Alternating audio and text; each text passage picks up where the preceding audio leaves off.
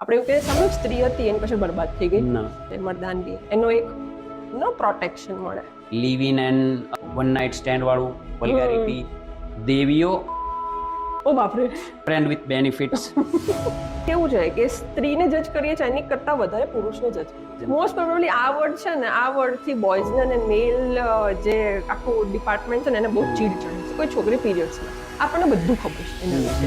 આવું hormonal changes, આવા mood swing, chocolate આપો ને ગરમ પાણીની થેલી આપો ને એને ખુશ રાખો ને. પુરુષના હોર્મોનલ ચેન્જીસ કોઈ વાત જ નથી. જેનો ખભો આપણે લીધો છે એ આપણો ફાયદોથી ઉઠાવવાનો. અને મારું જે ગ્રુપ હતું ને એમાં ખાલી તમને કોણ નતા બોયઝ. પુરુષો કે ખુલીને બોલી નહીં શકતા. તમે કોઈ સ્ત્રીને ખુલીને કહો ને કઈ વસ્તુ, એ વસ્તુ તમારી સામે એઝ અ હથિયાર વાપરવામાં આવે. આજ પછી હું કોઈને પ્રેમ કરીશ નહીં. સ્ત્રી ક્યારે પુરુષને એટલી બધી બી આધીન નથી હવે. તો દગાની ક્યાં વાત કરે છે કે બધા મારી સાથે દગો કરે છે. આવડે.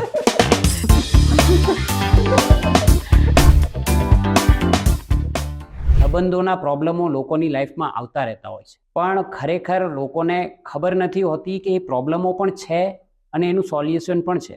લોકો જ્યારે સોલ્યુશન શોધવા નીકળે છે ત્યારે ઊંધા રસ્તે ભટકાઈ જાય છે અને અંતે એ સંબંધ પૂરો થઈ જાય. તો આવા જ સંબંધોના તાણાવાણાને ઉકેલવા આપણે આજના મહેમાનને બોલાવી રહ્યા છીએ, જેમનું નામ છે વેદિકા શાહ.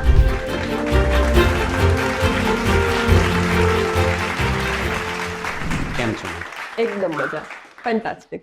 મેમ, અમારા શોનો છે ને એક પર્ટિક્યુલર સવાલ જ હોય છે કે અમે જે બી મહેમાન આવે ને એને પૂછીએ જ છે કે સફર કેવો રહ્યો. સફરનો તો સ્ટોય ચાલુ નથી હજી મારી માટે. હજી તો ધીમે ધીમે ધીમે પેલું ગાડું ફરે ને, બરાબર. ગામડામાંથી ગાડું જતું હોય, જી, એ જે એક ગામ બીજું ગામ ત્રીજું ગામ આવશે ત્યારે ખબર પડશે. પણ આશા રાખું કે ફરી ક્યારેક, હું તો એમ કહું છું કે આ તારીખે આવતા વર્ષે મિલિયન સુધી આપણે બંને પહોંચી જઈએ. અરે વાહ, શું વાત છે! તમારા મોઢામાં ઘી શક્કર બાપા. સંબંધોની વાત કરીએ મેડમ, તો કોઈ પણ સંબંધ જ્યારે બંધાય એને ટકાવી રાખવાની મૂળભૂત જરૂરિયાતો શું હોય છે? તમારા મતે શું કહેવા માંગશો? સંબંધ બંધાય ને ત્યારે પેલું હોય 9 દિવસ. હા, કોઈ પણ સંબંધ હોય, husband wife, boyfriend girlfriend, whatever. અને ટકાવી રાખવા છે ને ટીમ વર્ક જોઈએ પાછું. પેલું એક પડે તો એક પાછું ખેંચવું જોઈએ, બીજું પડે તો એ પાછું ખેંચવું જોઈએ. એટલે એમ પેલી સાયકલ ચાલતી રહે ને તો સંબંધ ટકી જાય. અરે વાહ, અરે વાહ, વાહ. એક વસ્તુ હોય ને કે અમુક એવું ઇન્સિડન્ટ થાય કે તમને આ વસ્તુનું રિયલાઇઝેશન થાય ને અમુક ગોડ ગિફ્ટેડ હોય કે બાળપણથી જ આ વસ્તુ આવે. તો તમારામાં શું હતું કે બાળપણથી જ આવી રીતે સંબંધોની ઊંડાણ તમને વિચારતા કરી દીધા હતા? હા, એટલે કેવું કે ઘર સાથે જોડાયેલી માણસો, એટલે ઘરમાં બધાને શું થાય, ઇમોશનલ સ્ટેટમેન્ટ બધાના કેવા હોય, એટલે બધું ઓબ્ઝર્વેશન ખરું. એટલે મને ખબર પડે કે ના, આને અહીંયા ક્યાંક દુખતું હશે, આને અહીંયા ક્યાંક હશે. કોઈ વસ્તુ નજરમાંથી જાય નહીં. એટલે ખબર પડે કે ના, આમાં આમ કરવું જોઈએ તો આમ થાય. અને સ્ત્રી સહજ સ્વભાવ એટલે થોડુંક એવું રહે. મેડમ, એ વાત તો અત્યારની થઈ.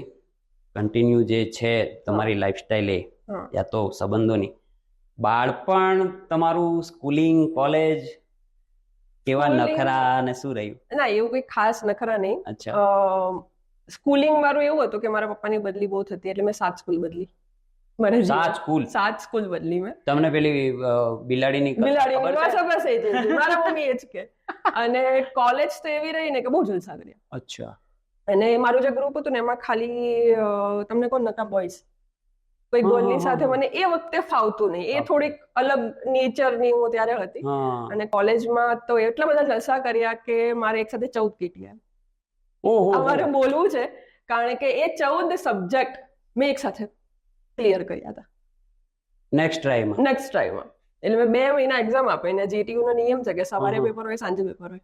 તો એવા 4 પેપર હતા. 2 દિવસ મારે એવા કપડા ગયા, પણ ભગવાનના આશીર્વાદ કે હું પાસ થઈ ગઈ.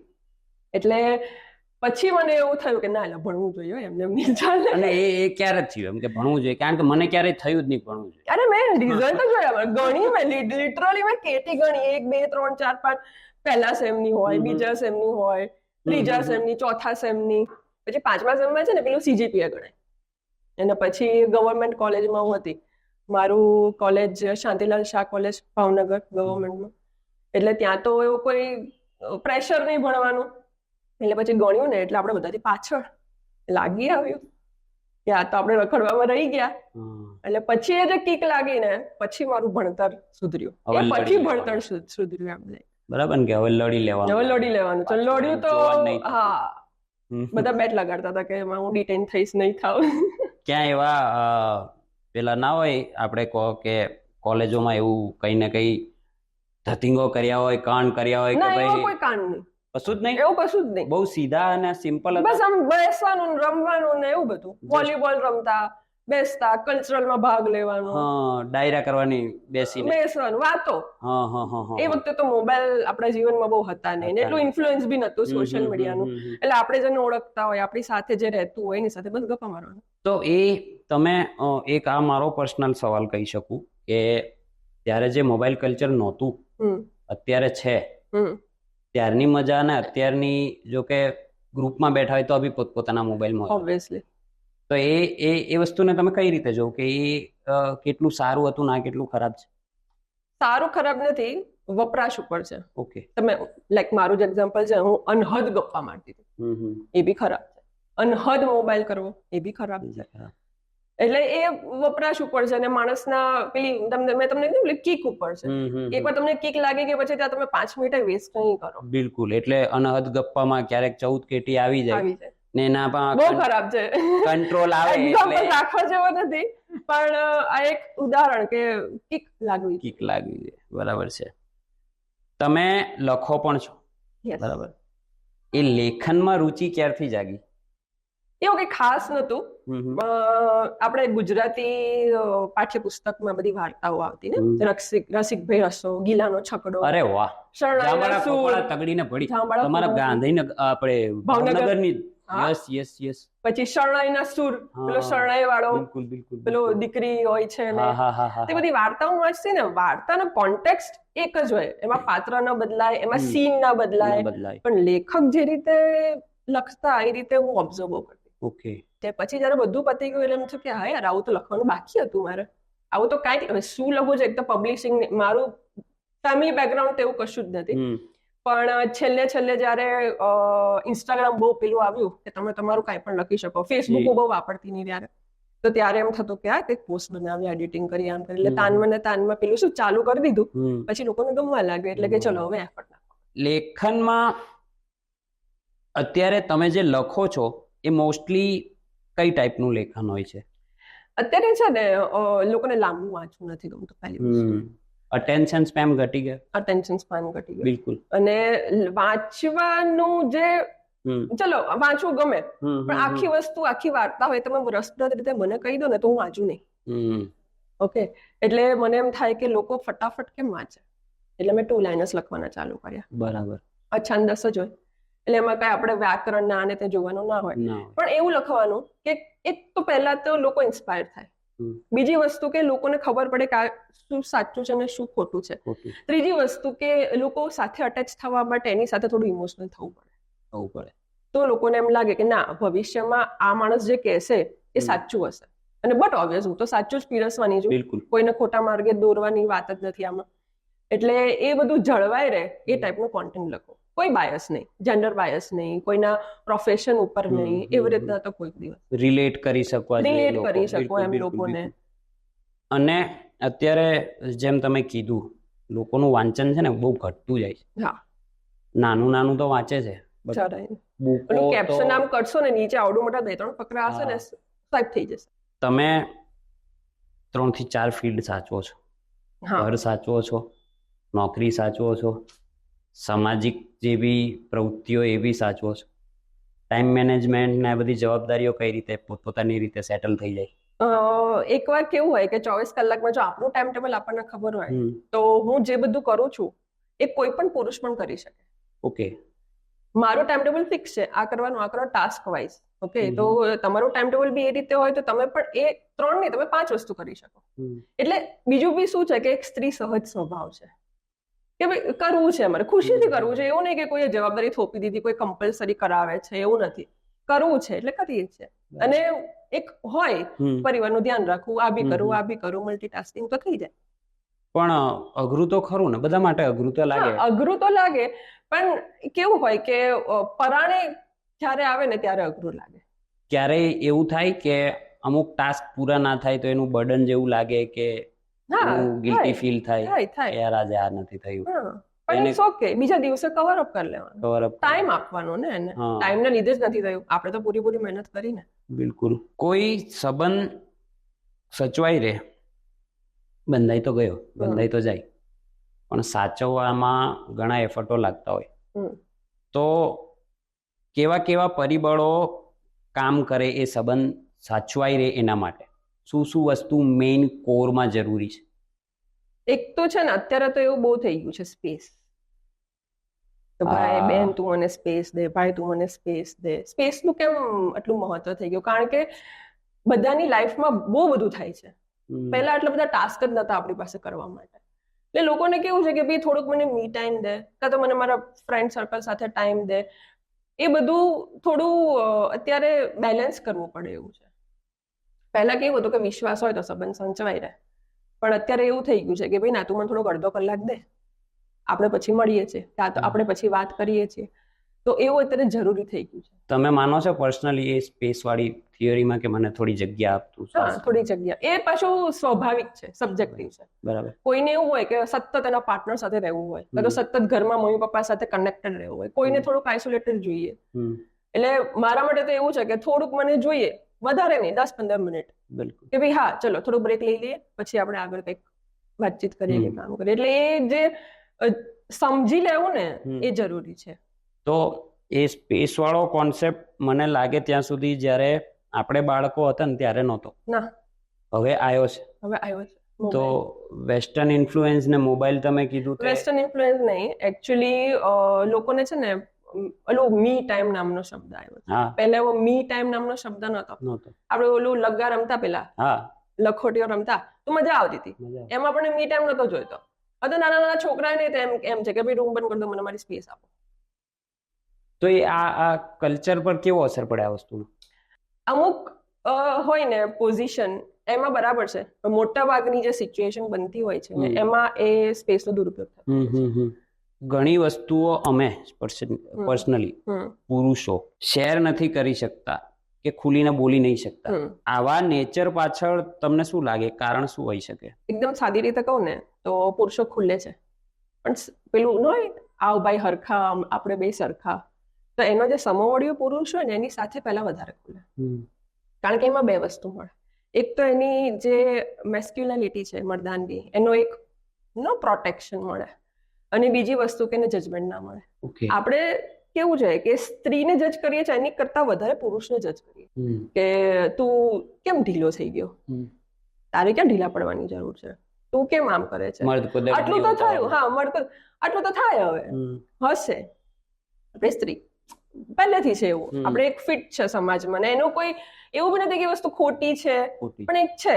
એટલે પુરુષોને છે ને પેલી વિન્ડો નથી મળી. તમે ઘરે જાઓ અને તમારા ઘરના લોકો બેઠા હોય, તમે બધાને ન કહી શકો, તમે ખાલી ઘરની એક વ્યક્તિને જ કહી શકો, પણ એઝ અ વિમેન અમે બધાને કહી શકીએ. બધા બેઠા હોય ને બધાની સામે અમે અમારો બળાપો કાઢી શકીએ છીએ, કેમ કે અમને એક જગ્યા છે કે ભાઈ હા ભાઈ એને તો આપણે હાથ પકડવો પડે. તમારી પાસે એવી કોઈ બારી નથી એકચ્યુઅલી, એટલે તમે એવી રીતના ઇઝીલી ખુલી નથી શકતા. તો એ સુધારવા માટે એક પુરુષે શું કરવું જોઈએ? પુરુષે નહીં, ઘરના લોકોએ કરવું જોઈએ. કારણ કે પુરુષ સહજ સ્વભાવ છે, એ તમારા જીન્સમાં જ છે કે ભાઈ તમે બધાની સામે ખુલશો નહીં. એટલે જ્યારે પુરુષને એવું લાગે કે મારે કંઈક કહેવું છે તો just B a good listener. જેમ સ્ત્રીને સાંભળવાનો એક મોકો આપીએ છીએ આપણે, એમ પુરુષને સાંભળવાનો મોકો આપવો છે ને એની પછી કશું જ બોલવાનું નથી, કશું જ સજેશન, કશું જ સ્માર્ટનેસ બતાવવાની કે એવી કોઈ જરૂર નથી. કેમ કે તમે જ્યારે તમારા ભાઈબંધ પાસે જાઓ છો તો એ બીજાનો સાંભળી જ લે છે, એમ કે હા ભાઈ થઈ જશે, ચિંતા કર, આમ તેમ. તમે એકબીજાની સાથે પેલું ફ્રસ્ટ્રેશન કાઢો ને એ જે કરો એ, તો ઘરના લોકો એટલે મોસ્ટ ઇમ્પોર્ટન્ટલી તો માં હોય, બેન હોય ને પત્ની હોય, તો એ લોકોની એકલી જ ફરજ કે ખાલી બોલવા દેવાનું, અને બોલીને પછી બીજાને કહેવા નહીં જવાનું. મેન વસ્તુ એ, કારણ કે પુરુષને હંમેશા ડર હોય કે સાલું એની પેટમાં વાત નહીં રહે, મમ્મીને કહી દેશો તો કે હું સ્ટ્રેસમાં હતો, મમ્મીને કહી દેશો તો કે મારે આ તકલીફ છે. તમે ના ઈચ્છતા કે તમારા ઘરના લોકોને આટલું બધું ખબર પડે જેને લીધે એ લોકોને ઇન્સિક્યોરિટી થાય. એવું તમે કોઈ દિવસ ના ઈચ્છતા હોય. બિલકુલ. એટલે તમે ખુલી નથી શકતા. તમે કોઈ સ્ત્રીને ખુલીને કહો ને કઈ વસ્તુ, તો એટ ધી એન્ડ એ વસ્તુ તમારી સામે એઝ અ હથિયાર વાપરવામાં આવે છે. મેં સાંભળ્યું છે, વાંચ્યું છે. તો આવી ટાઈપના જે પેલા શું કહેવાય લખાણો છે જે અત્યારે થોપી દેવામાં આવ્યા છે કાં તો સોશિયલ મીડિયામાં ચાલતા હોય, એટલે સ્ત્રીને કોઈ સલાહ આપી હોય નહીં તો ચાલો કોઈ પુરુષ છે એ કોઈ સ્ત્રી સામે ખુલે, એની નોર્મલ જે સોફ્ટ સાઈડ હોય તે બતાવે. એટ ધી એન્ડ એ સ્ત્રી એનો જ ઉપયોગ કરીને પુરુષને હર્ટ કરે, ન ચાહતા પણ ઘણીવાર ચાહતા પણ ઇનડાયરેક્ટલી, અને ત્યાર પછી પુરુષ બધું જ કહેવાનું બંધ કરી દે. તો આ વસ્તુ શું રિયલ છે કે ઇનડાયરેક્ટલી બી ઘણીવાર સ્ત્રીઓથી થઈ જાય? એ તો માણસ સહજ સ્વભાવ છે. અચ્છા. હવે એવું સમજો કે મારી કોઈ બેનપણી છે, હું મારી બેનપણી સામે બધું મેં એને કહી દીધું, પછી એ મારી સાથે ફ્રેન્ડશિપ નિભાવવા માટે મને સિમ્પથી આપ્યા કરશે કે તું તો થોડીક વીક છે, હું તારી સાથે છું એટલા માટે આપણે થઈ જશે, એટલા માટે બધું આમ છે તેમ છે. એટલે એક માણસ સહજ સ્વભાવ છે.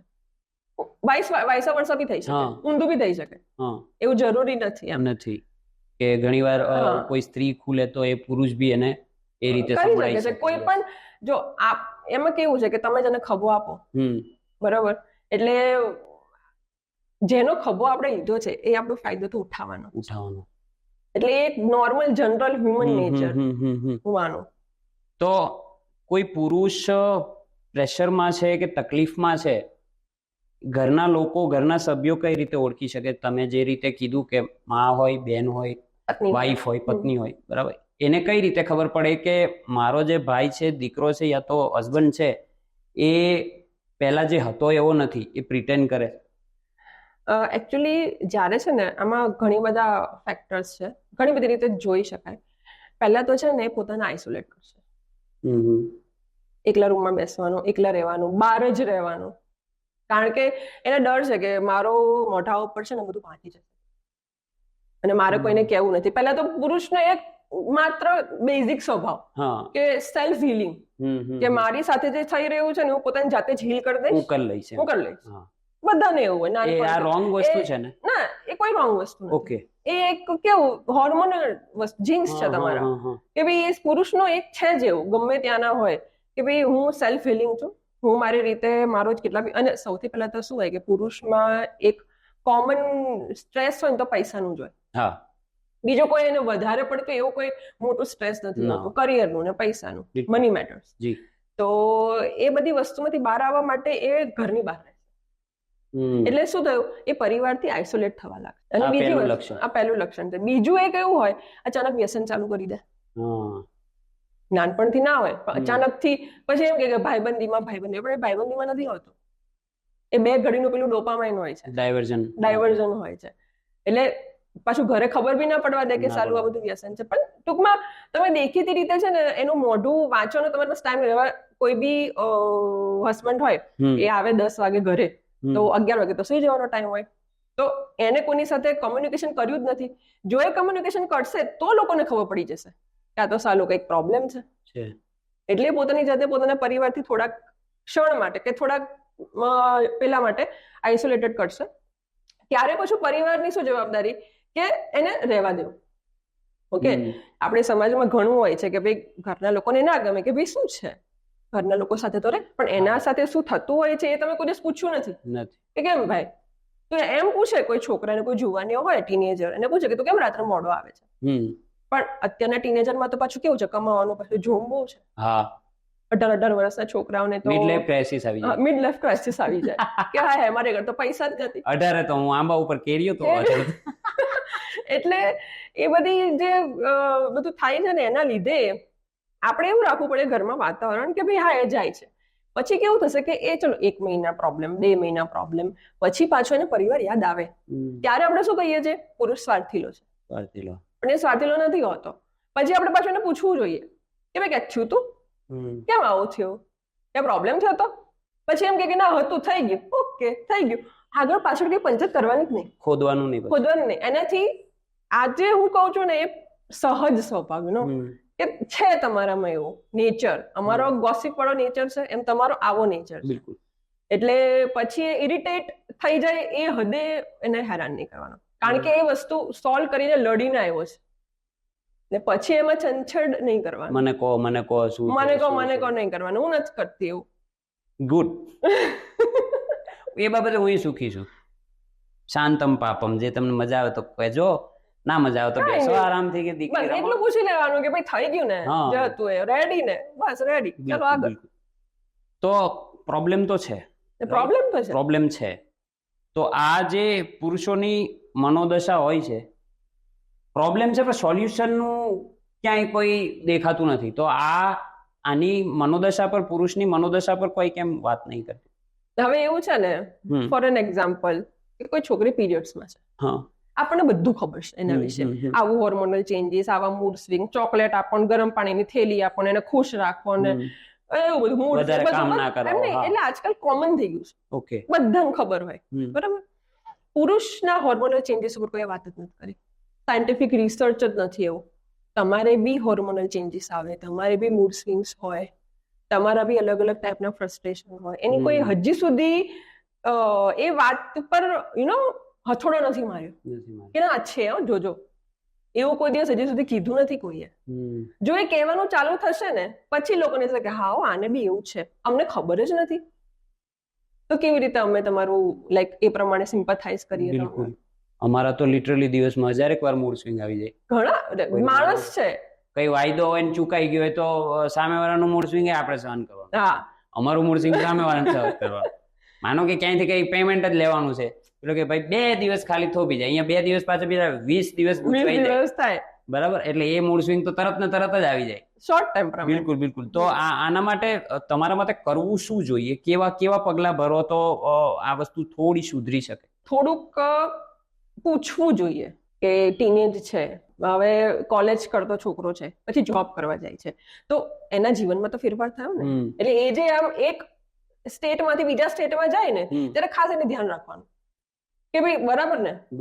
છોકરાઓને યા તો પુરુષને વધારે પૂછવાની જરૂર નથી, એને ખાલી ભાઈબંધીમાં એમ પૂછી લે કે ભાઈ બરાબર છે ને, કઈ હોય તો કે છે. 2 વખત નહીં કે 10 વખત નહીં કે, ચલો 11મી વખત તો કહેશે પાછો, એને કેવું તો હોય, એટલે એને આમ પૂછતા રહેવાનું કે પણ એ ખાલી છોકરો છે લડી લેશે, એ તો થાય, પડે, આખડે, એવું નહીં. પૂછવાની જરૂર છે, ખાલી પંપાડવાની જરૂર નથી. સમજાઈ ગયું. હા.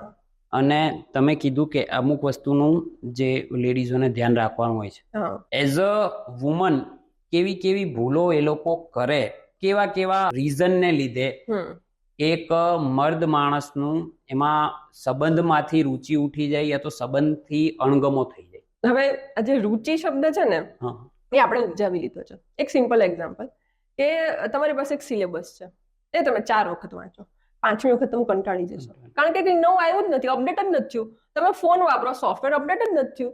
તો સંબંધોમાં કેવું કે એકબીજાને અપડેટ કરતા રહેવું પડે. હવે તમે એમ કીધું કે સ્ત્રી ભૂલ કરે તો પુરુષની રુચિ ઓછી થઈ જાય. રુચિ ઓછી થવી એ ખુદની ભૂલ છે, કે કદાચ એવું લાગે છે કે મારો આ મજા નથી આવતી રૂટીનમાં, તો ચેન્જ કરો રૂટીન. એવી રીતના ઊંધું છે પાછું. હવે તો એવો ફાસ્ટ જમાનો છે કે કોઈ જાતિની યા તો એક જેન્ડર બાયસ આપણે વાત જ ના કરી શકીએ, કેમ કે બંને જેન્ડરના લોકો એક દિશામાં સમાન રીતે ચાલે. બધાની ભૂલ થાય, બધાની સેમ મિસ્ટેક થાય. એટલે પુરુષની જ ભૂલ હોય એવું નથી, સ્ત્રીની જ ભૂલ હોય એવું બી નથી. એટલે પાછું ઊંધું બી થાય કે પુરુષની એવી તો કઈ ભૂલ કે સ્ત્રીને રુચિ ન રહે, એવું બી પોસિબલ છે અત્યારે તો. એટલે તમારે અમુક સમયે છે ને કંઈક અપડેટ કરતા રહેવું, ચાહે એ અનમેરિડ કપલ હોય, મેરિડ કપલ હોય, પણ તમે અલગ બધું કરતા રહો, એડવેન્ચર કરતા રહો. કાં તો ઝઘડો કરો તો નવી રીતે ઝઘડો કરો, રિઝોલ્યુશન કરો તો નવી રીતે રિઝોલ્યુશન કરો. ઓકે, એકનું એક તો કોઈ ના ગમે. એટલે પેલું એ જવાની દીવાની મળે દાલ ચાવલ જેવું, તો દાલ ચાવલ એકચ્યુઅલી કોઈ ના ગમે. ક્યારેક ઘરે ગોળ ખાઓ, ક્યારેક છાશ પીવો, કંઈક નવું કરો, સિઝનલ વસ્તુ, ક્યારેક કેરીનો રસ ખાઓ, ઉનાળામાં થોડા ગરમ થાવ તો શિયાળામાં ઠંડા થઈ જાઓ, તો બધું આનો રીતે ચાલે.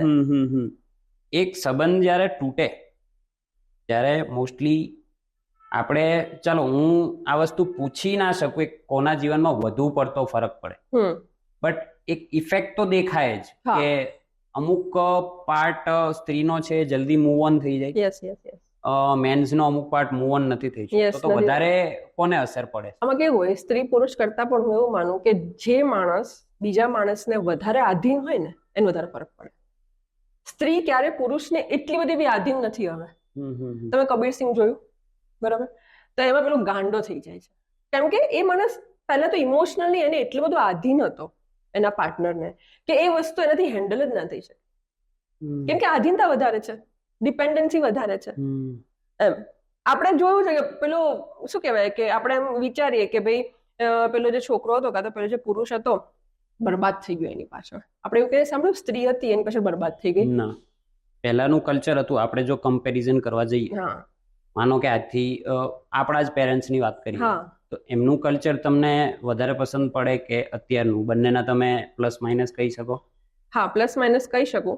પહેલા કેવું હતું કે સ્ત્રીને છે ને બહુ ધંધાકીય બાબતમાં, ફાઇનાન્શિયલ કોઈ એવી વાત હોય, મેટર્સ એમાં ઇન્વોલ્વ નહોતા કરતા.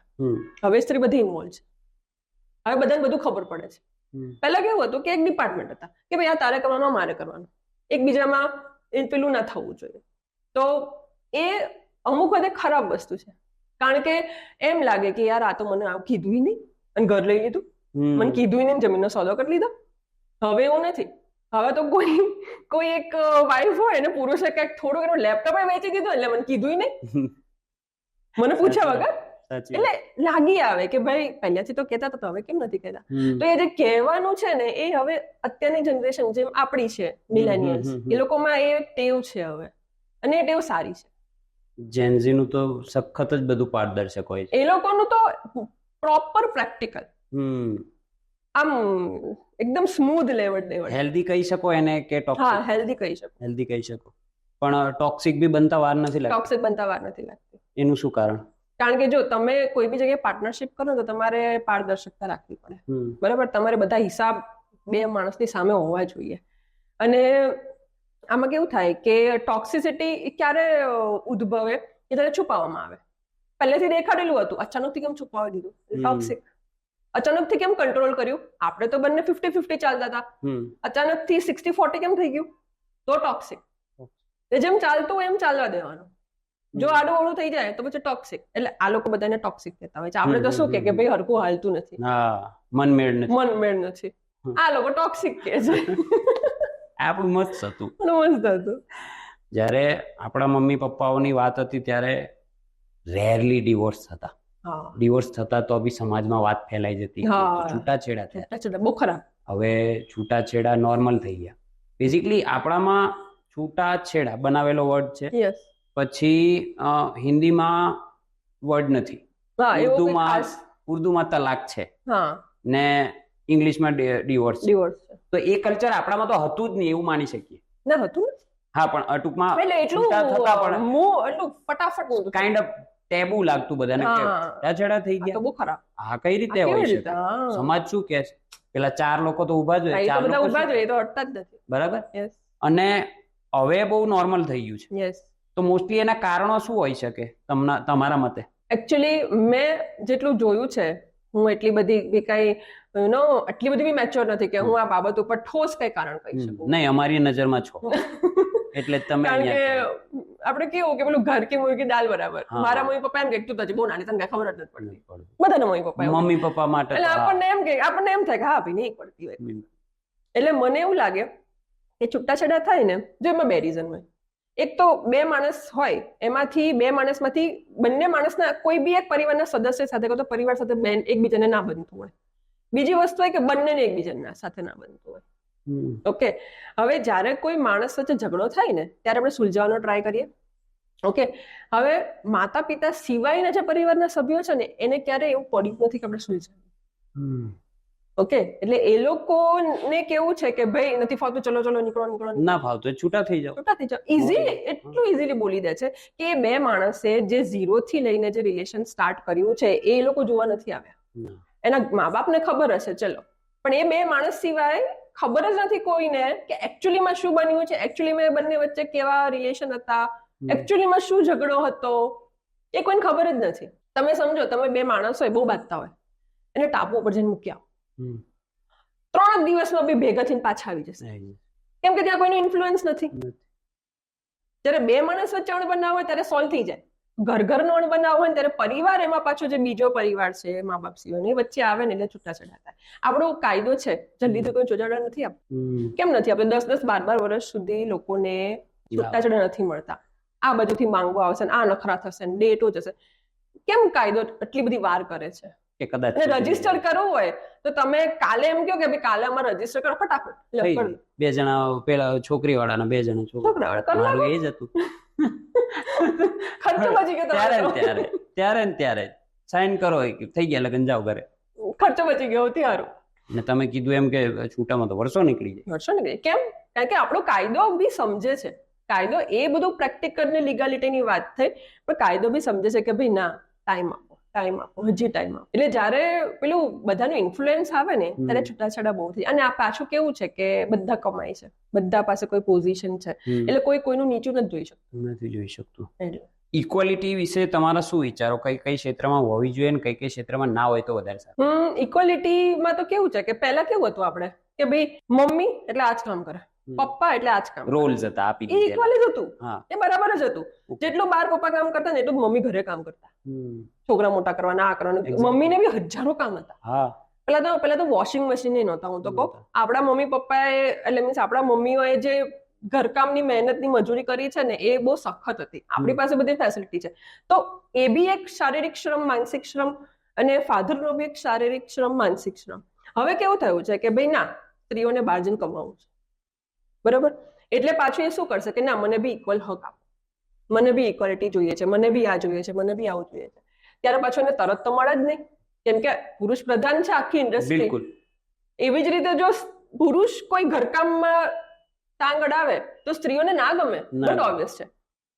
સિમ્પલ એક્ઝામ્પલ કે કોઈ આ તો એક શું કહે, રમૂજની વાત છે, પણ કોઈ વાસણ બી ઘસ્યા હોય ને કોઈ પુરુષે, તો એની મમ્મી હોય, એની બેન હોય, કાં તો એની પત્ની એમ કહી દેશે, એ તમને આવડતા નથી, આમ ન ઘસાય, તમારે આમ કરવું છે. પણ એને શીખ્યું જ નથી, એના ભાગમાં એ કોઈ દિવસ આવ્યું જ નથી, તો કેવી રીતે કરે? જીમ જ કર્યું છે, કેમના વાસણ આવડે? એટલે ઇક્વાલિટી છે ત્યારે આવે જ્યારે સ્ત્રી પુરુષનું કામ કરે અને પુરુષ સ્ત્રીનું કામ કરે, ત્યારે ઇક્વાલિટીની જરૂર છે. બાકી કોઈ ઇક્વાલિટીની એમ જરૂર નથી. અને સૌથી વધારે ઇક્વાલિટીની જરૂર તો જે કોર્પોરેટ લાઈફ છે, જે સ્ત્રીઓ ઘરની બહાર જઈને જે કામ કરે છે, એ જગ્યા છે, એ જગ્યા ઉપર ઇક્વાલિટીની વાત. ઘરમાં ઇક્વાલિટીની વાત નથી, કેમ કે હવે શું છે કે આજકાલની મમ્મીઓ છે ને એ બધી સ્માર્ટ છે, છોકરાઓને બી શીખવે છે કે ભાઈ આમ ભાત બનાવાય, આમ દાળ મુકાય, આટલું સાફ કરીને તાર રાખવાનું. બધા છોકરાઓ કરે છે શાંતિથી, એ લોકોને કોઈ એવું બર્ડન નહીં લાગતું, એ લોકોને ઈગો બી હર્ટ નહીં થતો. આપણા પપ્પાના જમાનામાં એ લોકોને એવું થતું, હાય મને તો કામ થોડો કરું. એટલે હવે એવું નથી રહ્યું. હવે હું તો કરું, હું તો કરીશ, તું ના કરતો હું કરી લઈશ. મને જેવા તેવા દાળ ભાત આવડે છે, હું બનાવી લઈશ. ત્યારે ઇક્વાલિટી. ફેમિનિઝમ વિશે આપણે વાત કરીએ. ટોક્સિક ફેમિનિઝમ બી વધેલી, સારું ફેમિનિઝમ બી છે, બરાબર? ધ વે યુ આર સારા ફેમિનિઝમની એક તસવીર કહી શકો. બટ ફેમિનિઝમ કઈ રીતનું હોવું જોઈએ ને કઈ રીતનું ના હોવું જોઈએ? હવે એક એક્ઝામ્પલ આપો. તમે લાપી કરેલી દિવાલ છે, બરાબર? એમાં તમે કલર કર્યો, કોઈક જગ્યાએ ગાબડા પડ્યા, તો આખી દિવાલને કલર કરવા નહીં જાઓ. જે ગાબડા પડ્યા હતા તમે સંભાળીશું. ફેમિનિઝમ એવું જ છે કે જ્યાં કરવાની જરૂર છે ત્યાં સુધીને લોકોને નથી પહોંચવું, પણ બસ કલર મારે જ જાઓ. જ્યાં જરૂર નથી એ જગ્યાએ ફેમિનિઝમ આવી જાય છે. તો ફેમિનિઝમનું કેવું છે કે હવે થઈ ગયું છે બધું રિપેર, ઓલમોસ્ટ થઈ ગયું છે. હવે ઝંડો ફરકાવવાની કે એવી જરૂર નથી. અને સારું ફેમિનિઝમ એટલે હવે શું છે, પહેલા શું હતું, મહિલાઓને હક જોઈતો. હવે ઓલરેડી અમુક જગ્યાએ, અમુક તો નહીં, હું તમને કહી શકું કે 70 થી 80% જગ્યાએ એ હક મળી ગયો છે. જ્યાં નથી મળ્યો ને ત્યાં તરત પહોંચવાની જરૂર છે. જે ગામડા હજી બાકી છે ને એને રિપેર કરવાની જરૂર છે. અને ખાસ કરીને ગામડામાં છોકરીઓને શિક્ષિત નહીં, છોકરીઓને સ્માર્ટ બનાવવાની જરૂર છે. છોકરી સ્કૂલે હોય, ભણવા જાય, છોકરીઓનું ભણતર એ બધું તો સરકાર કરે જ છે એ બધું, પણ as a person, as a સમાજ, કોઈ સમાજ સેવક હોય, એના ઘરના પેરેન્ટ્સ હોય કે તો એનું કોઈ કલ્ચર હોય, એમાં થોડી સ્માર્ટનેસ કરવાની જરૂર છે. ને તે જ ફેમિનિઝમ કામનું છે. બરાબર. ટોક્સિક ફેમિનિઝમ પણ એક પેલું શું કહેવાય આજકાલ વર્ડ પ્રચલિત છે, હા, એને તમે કઈ રીતે દર્શાવશો કે most આને probably- toxic feminism? Most probably આ વર્ડ છે ને, આ વર્ડ થી બોયઝ ને અને મેલ જે આખું ડિપાર્ટમેન્ટ છે ને એને બહુ ચીડ ચડે છે. હા, ફેમિનિઝમ શબ્દ આવે ને એટલે કે મારે આ રીલ જોવી જ નથી, મારે આ માણસને તો કેમ? કારણ કે એ માણસ એકલી સ્ત્રીઓની વાતો કરે છે. એ માણસે થોડું બી પુરુષોને કન્સિડર કરીને વાત કરી હોત તો હવે તમે ગ્રુપમાં બેઠો ને તમને કોઈ બોલાવે જ નહીં, તમને કોઈ સામું જ ન જોઈએ તો તમને બટ ઓબ્વિયસલી હેટ થઈ જાય. તો ફેમિનિઝમ નું એક એવું હાઇપ કરેલું ગ્રુપ છે કે એમાં કોઈ પુરુષની વાત જ નથી કરતું. ફેમિનિઝમમાં તો કેવું છે કે બધા તમે હક લઈ લીધા, ચલો કોઈ વાંધો નહીં, પણ સાથે સાથે જેને લઈને ચાલવાના છે ને તમે અમુક જગ્યાએ ભૂલી જાઓ છો ને. એટલે એ જયારે ઓવર આ તો કઈ વાત કરું છું, જયારે એકદમ ઓવર થઈ જતો હોય છે કે ભણેલા ગણેલા લોકો હોય, પીએચડી કરેલા ને એવા બધા લોકો હોય, એ ખાલી દેખાડો કરવા માટે જયારે ફેમિનિઝમ રસ્તા ઉપર લાવીને મૂકી દેતા હોય છે ને ત્યારની વાત. બાકી જે જરૂર છે ત્યાં હું માનું છું કે ત્યાં તો 1000% પહોંચી જ જવું જોઈએ. બિલકુલ.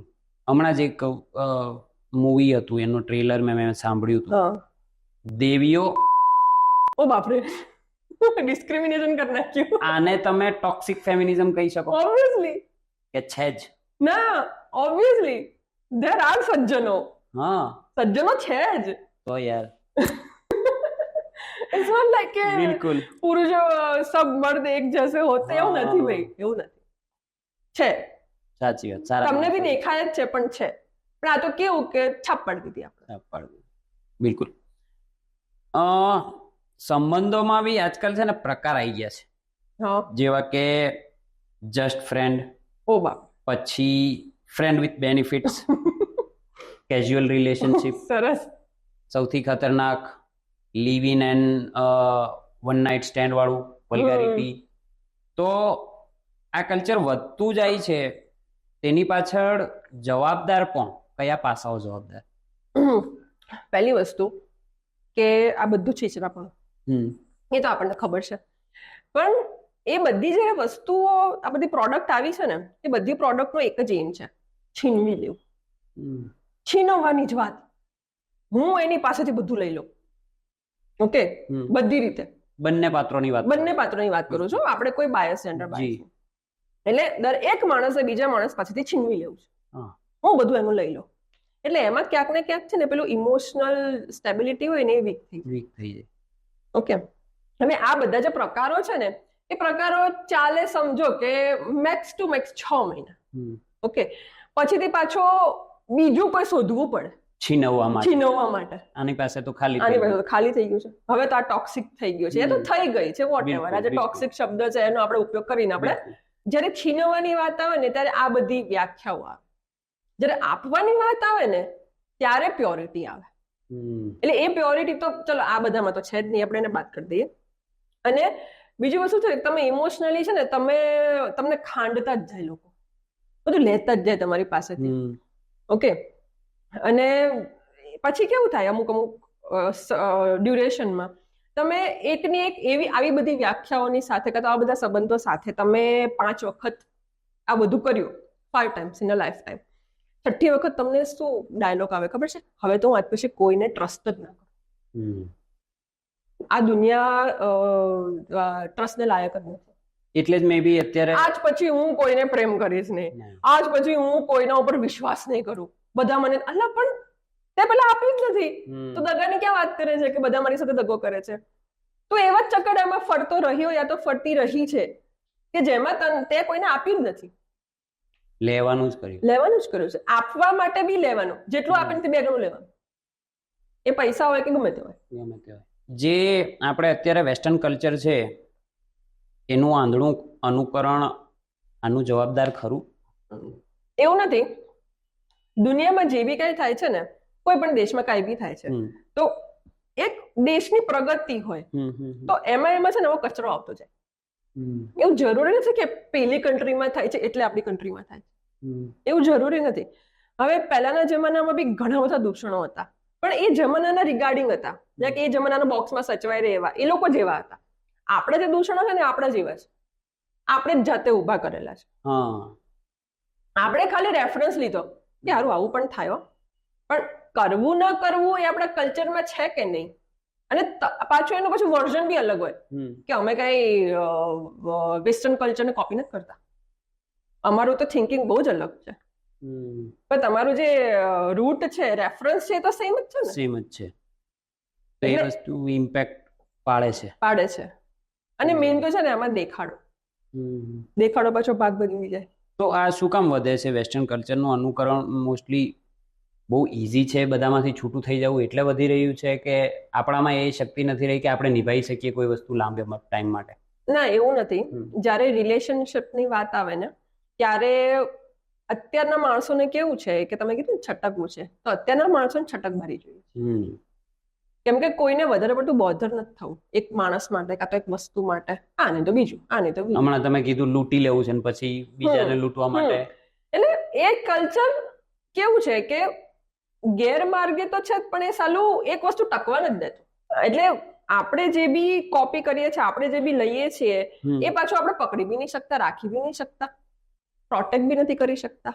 શું રીઝન હોઈ શકે કે જે પહેલાના સંબંધો બહુ ટકતા? હા, પ્રેશરમાં બી ટકતા, ગમે તે રીતે મજબૂરીથી બી મારીને તમારે તો કરવું જ પડશે. અત્યારે નથી ટકતા.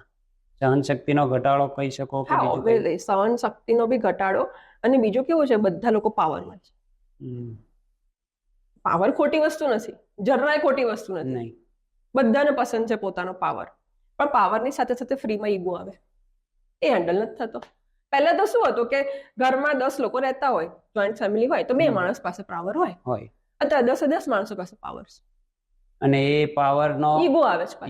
રિસ્પેક્ટ નથી ને ઈગો નથી. પાવર હોવો બહુ ખરાબ વાત છે જ નહીં, પણ સાથે સાથે એને કેમ ડીલ કરવું, કેમ સામેવાળાને રિસ્પેક્ટ કરવું, એ થોડું ચૂકાઈ જાય એટલે ટકે નહીં. રાવણ જેવો પાવર થઈ જાય તો મરવું પડે, સંબંધો મરે, માણસે મરે.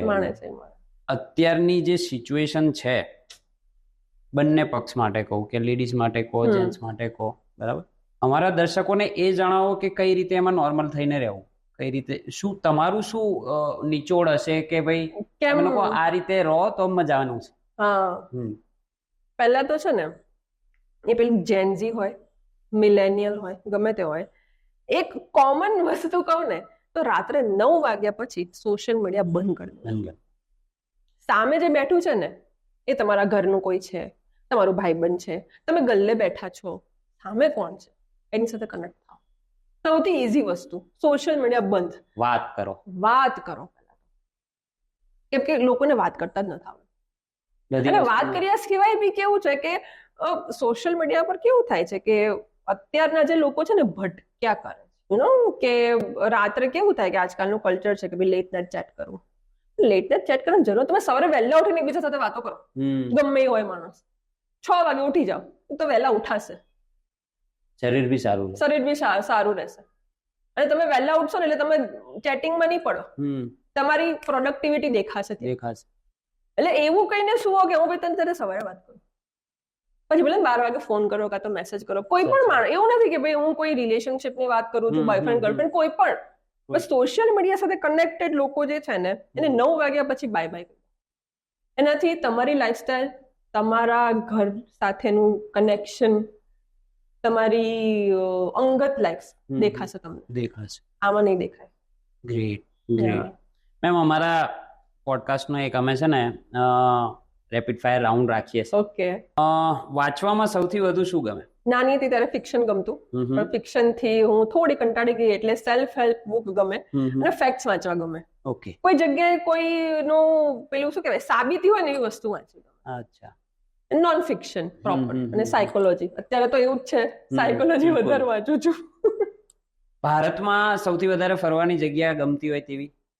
ભારતમાં એક તો સોમનાથ દાદા. અરે વાહ. અને ત્યાં દરિયો છે, એટલે જ્યાં પણ દરિયો હોય અને જ્યાં મારા લોકો હોય. વાત જ્યારે કરિયર ને સંબંધમાંથી કોઈ વસ્તુને પસંદ કરવાની આવે, જવાબ ના આપો તો ચીટિંગ કહેવાય. તો શું પસંદ કરો, કરિયર કે સંબંધ? જો પહેલા તો કરિયર સંબંધ સાથે સાથે જ ચાલે. બહુ સેન્સિટિવ સવાલ છે તમારો, પણ હું ચોખ્ખું કહું કે કરિયરને 1 માર્ક વધારે મળે, કારણ કે કરિયર એ સેલ્ફ એક્ઝિસ્ટન્સ ની વાત આવી, પૈસાની તો વાત જ નથી. કે એક કોમન વસ્તુ કે ભાઈ એઝ અ વેદિકા શાહ હું શું કરી શકું, એટલા માટે કરિયરને હું 1 પોઈન્ટ વધારે આપું. કોઈના જો પ્રોપર ભક્તિ કરવી હોય તમારે તો કૃષ્ણ ભક્તિ કરો કે શ્રી રામજીની ભક્તિ કરો? કૃષ્ણ સાથે મારે કેવું કે દોસ્તની જેવી વાત થાય પૂર્ણ પુરુષ, અને રામ ભગવાન એમને follow કરવા અઘરા પડી જાય, અઘરા પડી જાય અત્યારના જમાનામાં અઘરા પડી જાય. આઈડિયલિઝમ કે ભાઈ એ માણસ થવું, સીતા માતા આવા હોય, હનુમાન જેવું, પણ ના થાય યાર. ભગવાન રામ વિશે વિચારો એટલે કોઈનું ખરાબ વિચારવાનું પણ ના આવે. અને એ સ્ટેટમાં રહેવું અઘરું છે. તમે કોઈના વિશે ગોસિપ કર્યા વગર ના રહી શકો. એક એવું સ્ટેટ છે ને કે ત્યાં પહોંચવું જ અઘરું છે. પણ કૃષ્ણ સાથે વાત થાય કે હારું આવું થઈ ગયું, મિત્ર તરીકે સખા તરીકે 2 મિનિટ આપણે કૃષ્ણ ભગવાનની મૂર્તિ હોય મારા ઘરે છે, બિલકુલ બેઠી રહું 2 મિનિટ. વેદિકા મેમનું એવું એક સપનું કે જે એમને પૂરું કરવું છે ને કરવું જ. એક ને એમ તો ઘણા બધા છે, પણ જે તાજેતરનું જે ઇન્સ્ટન્ટ વાળું હોય કે મેં જે અત્યાર સુધી જોયું છે, જે જનરેશન ગેપ કહીએ છીએ આપણે, તો એ જનરેશન ગેપને ડીલ કેમ કરવો એને વિશે મારે લખવું છે. બેઝિકલી તમે એક અહીંયા ઈશારો આપ્યો, generation gap is a dangerous thing. Madam બહુ મસ્ત રહ્યો આપનો એપિસોડ, ને ખરેખર જે તમે વાતો કરી ને તે અમારા બધા જ દર્શકો ધ્યાન આપે.